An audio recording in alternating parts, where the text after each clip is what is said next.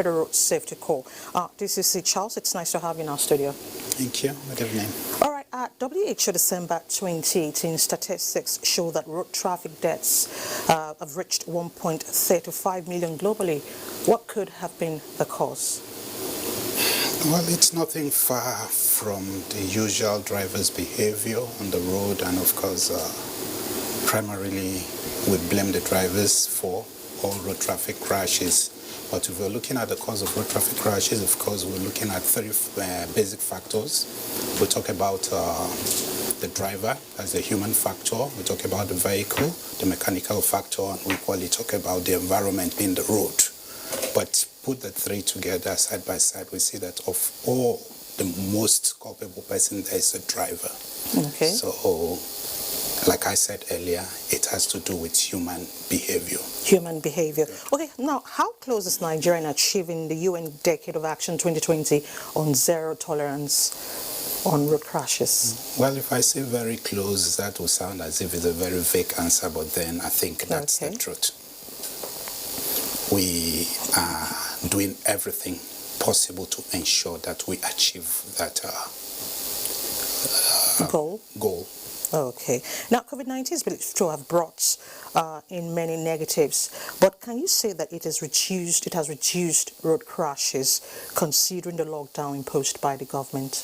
Of course, I would want to say it has reduced, but then COVID-19 is not something we should applaud, but then that's just about the tiniest little benefit we have gotten from COVID-19. Like they say, for everything that happens, there's always a good and a bad side. So that it has reduced the road traffic crash, well, is a little minus we give to COVID-19. Okay.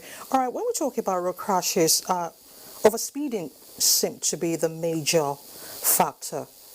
Yes, it is. Why? Are people not using their speed limiters? They are, like if you still remember the activities of road safety in the past, 2019, 18, 19, up to 20, we came up with this idea of installation of speed limiting devices on especially the commercial vehicles. And we just discovered, sadly, that some of the operators tamper with the calibration of such devices, which is in a way trying to rubbish the whole effort we're doing. But then, of course, we are on top of the game. We have discovered and we are working seriously towards ensuring that the right thing is done. It's done. Now, let's talk about the issue of compliance. Do drivers really comply? Apart from those that tamper with it, do they comply? How many vehicles really have that's the thing. The limiters? Like we said, we started with the commercial vehicles first, accredited fleet operators. We had about almost 90% compliance level when it comes to registered, accredited fleet operators. So the level of compliance was okay until this recent idea of tampering with the calibration of those speed limiting devices. Okay. Can you give us statistics of road crashes before COVID-19 and now? Let's look at... Are people more careful? Are drivers more careful? Good. Let's look at between...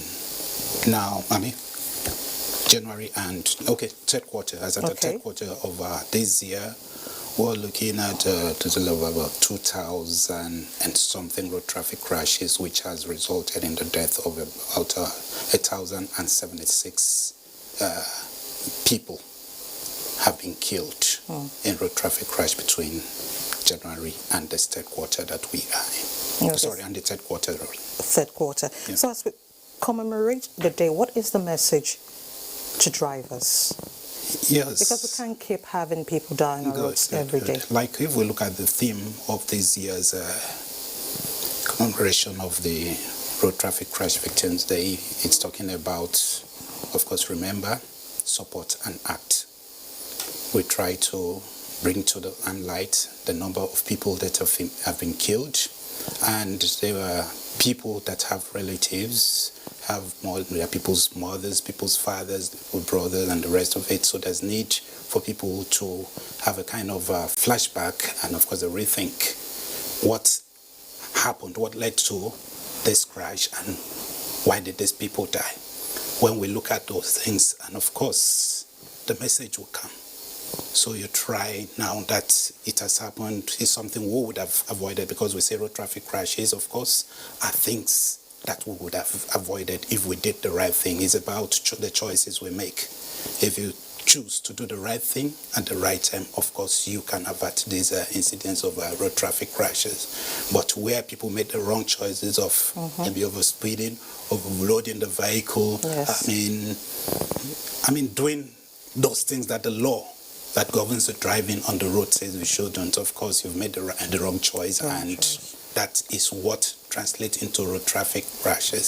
So now, if they now remember those wrong choices they make and make conscious effort at redressing those things, of course, the message is clear. They are going to leave. All right, this is C. Charles Adam, Deputy Corps Public Officer. Thank you so much for coming to our studio. Thank you very much. Thank you for enlightening us. Thank you for having me. Thank you so much. Yeah.